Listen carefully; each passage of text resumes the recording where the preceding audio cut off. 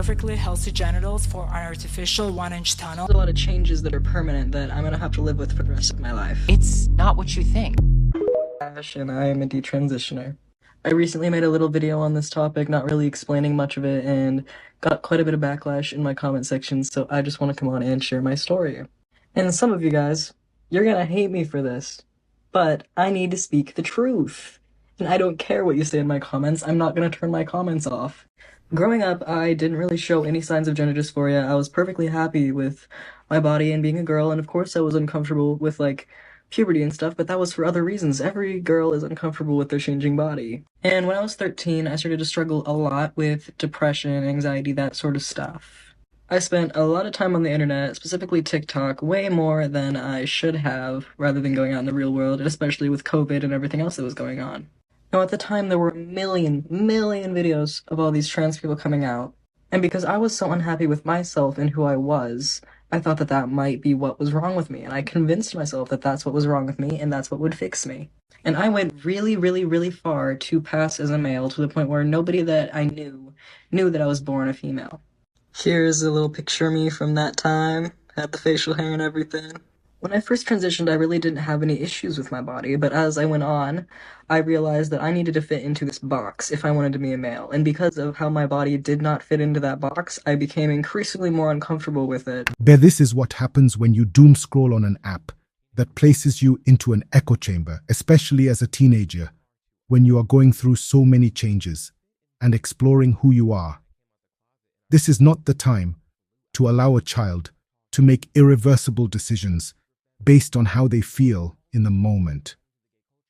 No one is the same person as they were as a teen in adulthood. It wasn't gender dysphoria. It was me trying to fit myself into a box that I simply didn't fit into. In a way, I sort of brainwashed myself into thinking that I had gender dysphoria. And naturally, this brought me into a really bad place mentally, where I started struggling with drugs, self-harm, suicidal ideation, all that stuff. And I assumed this was because I wasn't male enough, but it was really because I wasn't a male at all. I got on testosterone when I was 15 years old, and the thing that I think is absolutely wild is that I went to one appointment before I was given my prescription. One. And you might be thinking, oh, well, they probably asked you a ton of questions. Nope. They barely asked me anything. I basically walked in there and was like, I'm trans, and they were like, okay. More and more trans people are coming out and saying this. I'm tired of the myth that it's a long 2-year process through therapy, where physical transition is the last resort. The truth is coming out by trans people that it is an expedited affirmation that does not dig any deeper into root issues.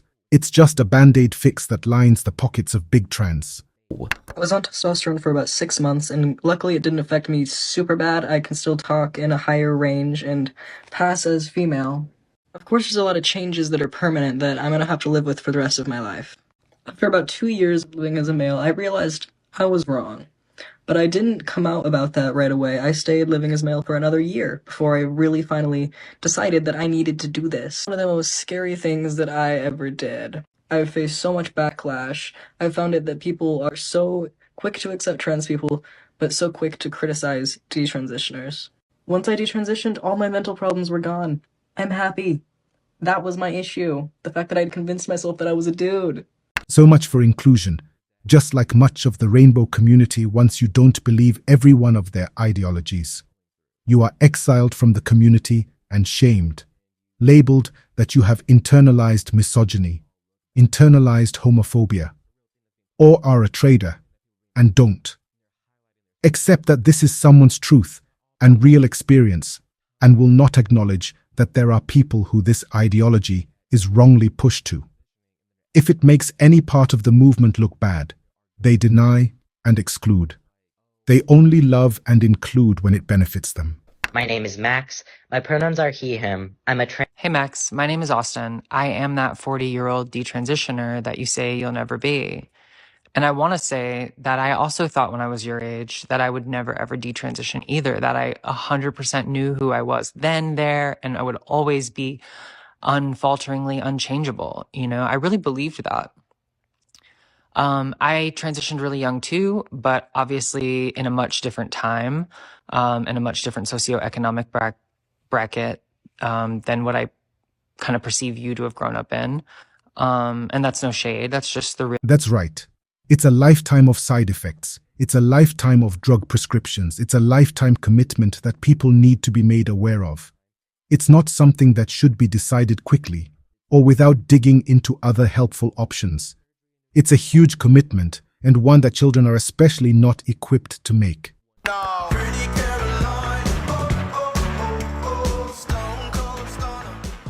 Let me read this for you.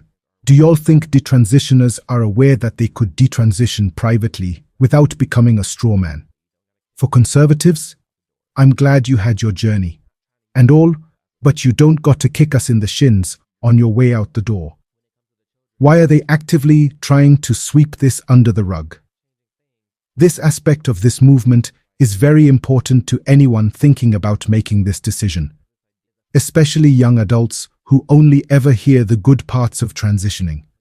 But again, any time you bring up a part of the movement that doesn't affirm their ideologies, you are demonized. Even if you are a part of the community, they just slap a label on you and disregard any truths you point out. They must avoid bursting their candy-coated bubble at all cost. I'll never have my breast back.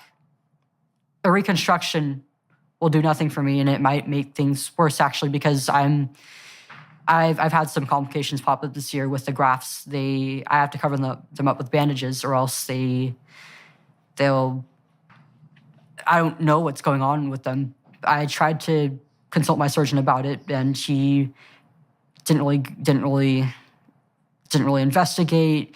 He gave me advice that made the complications worse even, and actually temporarily gave me an infection. But I have to bandage up every day so that it doesn't like leak all over my clothing or bedding. And Jesus. From the hormones and blockers, I've been experiencing some joint pains, mainly in my arms, my legs, and my back. And Yep. I still have issues with my urinary tract. I have to use the restroom pretty frequently, and I didn't even know that this was possible. This is like a pretty huge quality of life issue that I'm experiencing, and I'm just not really getting any help for it. And on top of that, I do hate to speak about it, but I'm experiencing sexual dysfunction at the age of 18. That's something that women usually go through when they're in their 40s to 50s. Right. Right.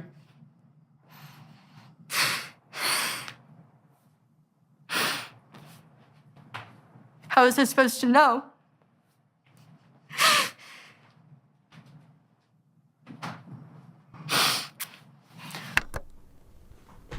Hi, my name is Shape. I started identifying as transgender at 22 while still in college. Before that, I was just a feminine gay man. Being asked about my pronouns led me to research transgender ideology, and pretty quickly I got convinced that I was transgender woman.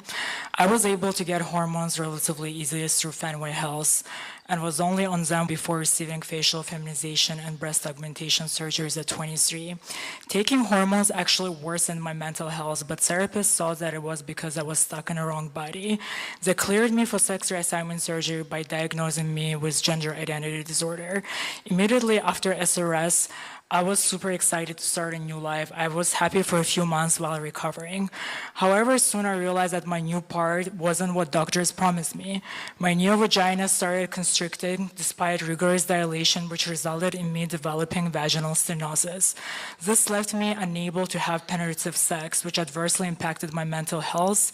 I also lost my sex drive, my motivation to achieve anything, and became brain-fogged and lethargic. I had multiple unsuccessful revisions attempting to get a few inches of new vaginal tunnel. I even had colon vaginoplasty. The last revision was at the University of Miami by Dr. Christopher Sargato in 2018, and it left me with a colorectal fistula. I've been all over the country trying to seek help, but I have received none.